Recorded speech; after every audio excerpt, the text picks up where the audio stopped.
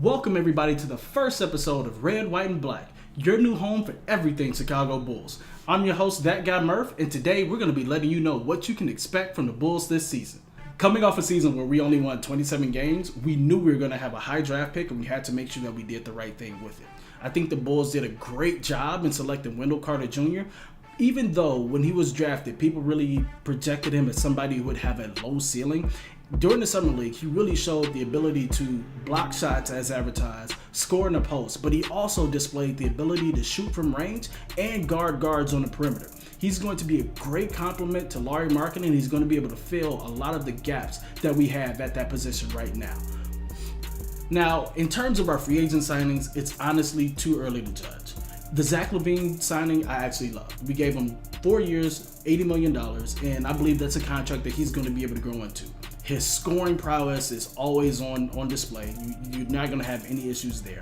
And the only question marks that we really have are, is he going to be able to play defense? He said that that's something that he's been focusing on over the offseason, and I definitely hope to see a lot more of that during the regular season. But I do believe that he'll be able to be somebody who can put up easily 20-something points a game, and we just got to make sure that he doesn't give up 20 points a game at the same time. The Jabari Parker signing, in my opinion, I think it was just okay. I think we got a player who, again, will be able to put up buckets, but Jabari Parker's own words, he doesn't really want to play defense and doesn't see the value in it and knows he's not really going to get paid to play defense. So I'm not really expecting too much from him. But at the end of the day, he should still give us something entertaining to watch during the season, and we can just cut bait on him next year. So I wish all the best for Jabari. I do hope he exceeds my expectations, but just from what I've seen so far and everything that he said, it seems very likely that we'll be getting rid of Jabari Parker next year. By far, the worst thing that could have possibly happened to us this offseason was the injury to Lauri Markkanen.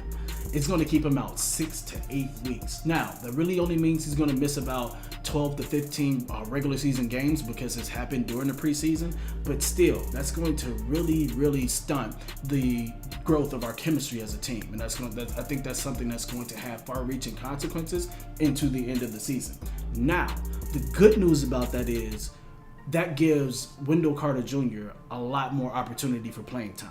And then we saw how Lauri Markkanen was able to take advantage of that last season. I can see a similar thing happening for Wendell Carter Jr. this year, especially because the beginning of our season is so front-loaded with so many playoff teams and Western Conference teams. So he's going to be able to kind of go through the ringer or have his trial by fire pretty early. And that means I expect that we'll actually be able to see a much steeper development curve for Wendell Carter Jr. towards the end of the season. So at the end of the day, it's going to be great for Wendell Carter, but it is going to affect our ability to actually be able to get wins this season.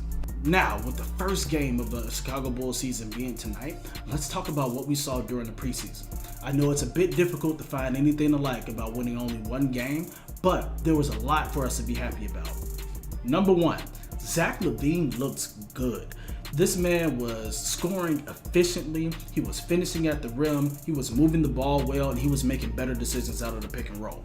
We saw none of the inefficiency that we saw last year when he was first coming off of his injury. And as he mentioned wanting to place an additional focus on defense, he did have a steal that led to a fast break dunk that turned out to be a highlight for the preseason, but that was really the only thing of that type that we saw from him. So I'm definitely hoping we can see a lot more of that and we can see some consistency from Zach LaVine on the defensive end. If so, that is definitely going to help us get a lot more wins going forward. The second thing to love about this preseason was Bobby Portis. This man came to play. It is a contract year for Bobby Portis, and he was by far the best front court player that we had throughout the entire preseason. He was scoring efficiently, he was scoring at will, and he was still grabbing rebounds, and his intensity, as usual, was infectious on the court. We were better every time that he played, and I'm looking forward to seeing a lot more of that going into this season. The next point is, depending on how you look at it, a good thing, but it's also kind of a bad thing.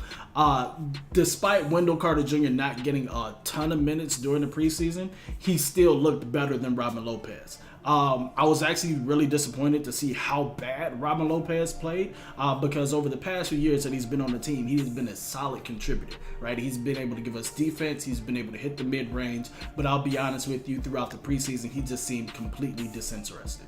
So hopefully we'll see a bit better from Robin Lopez. But at the end of the day, Wendell Carter Jr. looks like he's priming himself to be able to take that starting position relatively early in the season. I think that's going to do a great job for his development and our development as a team going forward.